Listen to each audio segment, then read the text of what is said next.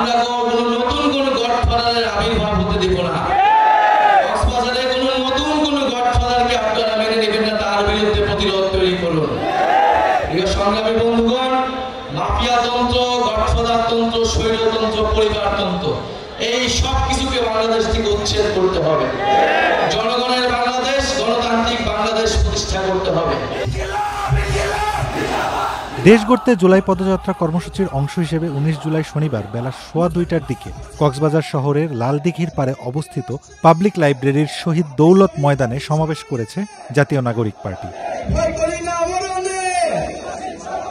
এর আগে দুপুর ১:১টায় শহরের কেন্দ্রীয় বাস টার্মিনাল থেকে পদযাত্রা শুরু হয়।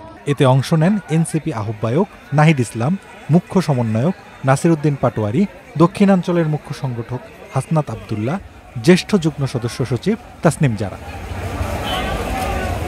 সমাবেশে জাতীয় নাগরিক পার্টির নাহিদ ইসলাম বলেন,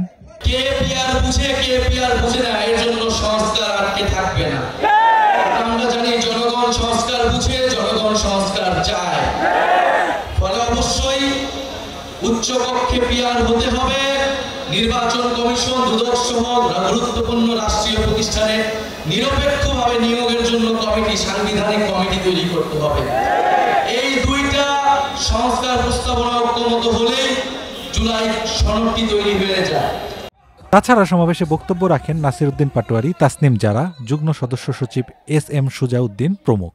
নোবেলের লুভে খুনি শেখ হাসিনা বাংলাদেশে রোহিঙ্গাদের তখন আশ্রয় দিয়েছিল।